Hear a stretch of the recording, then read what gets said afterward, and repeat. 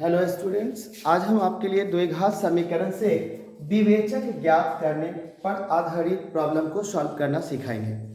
जैसा कि matric exam में अक्सर हाँ बच्चे इस छोटे से प्रश्न का जवाब ना देकर अपने नंबर को नहीं पाते हैं, तो आज हम उस प्रॉब्लम को दूर करेंगे जिससे आपका नंबर एग्जाम में आप अच्छा आ सकते हैं।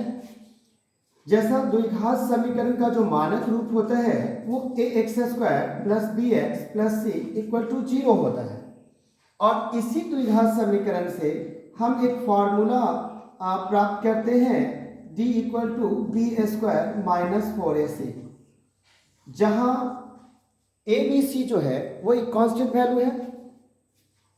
अब यहाँ हम एक एग्जाम्पल रूप में मिश्रित द्विघात समीकरण को लेते हैं, और मिश्रित द्विघात समीकरण में a b c तीनों वैल्यू होते हैं।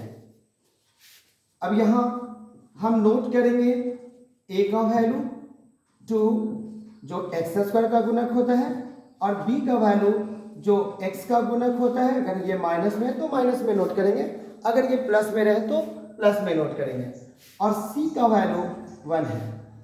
अब यहाँ इस फॉर्मूले का हम यूज करेंगे d equal to b² minus 4ac। इसी फॉर्मूले में हम b का वैल्यू -1 पुट किया, और 4 फॉर्मूला के हैं, a का वैल्यू 2 और c का वैल्यू 1 नोट किया। 1 का -1 का स्क्वायर 1 होता है, और 4 2 जा 8, 8 1 जा 8 हो गया। इस प्रकार 1 -8 -7 प्राप्त हुआ, जो कि एक विवेचक प्राप्त हुआ इस द्विघात समीकरण का। ठीक इसी प्रकार हम ऐसे प्रश्नों को आगे भी सॉल्व करेंगे। एक एग्जांपल हम आपके लिए और देते हैं, जैसा शुद्ध द्विघात समीकरण। तो शुद्ध द्विघात समीकरण में x² 2x² रहेगा, और x का जो पद होता है वो लुप्त होता है। इसका मानक रूप ax² plus c equal to 0 होता है, जो उसी रूप का एक समीकरण हमने लिया।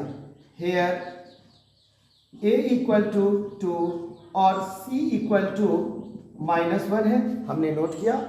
b वाला पद इसमें लुप्त है, तो उसके लिए हमने b इक्वल टू 0 लिया। अब इस फॉर्मूला का यूज करेंगे हम। इस फॉर्मूले में d equal to b² minus 4ac होता है।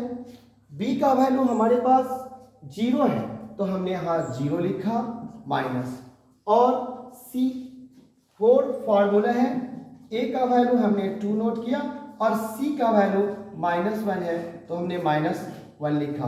अब 0 का स्क्वायर 0 होता है, माइनस इंटू माइनस प्लस होता है, 4 2 जा 8, 8 1 जा 8। अब ये 0 प्लस 8 जो है वो 8 आ गया, जो कि ये एक विवेचक हुआ।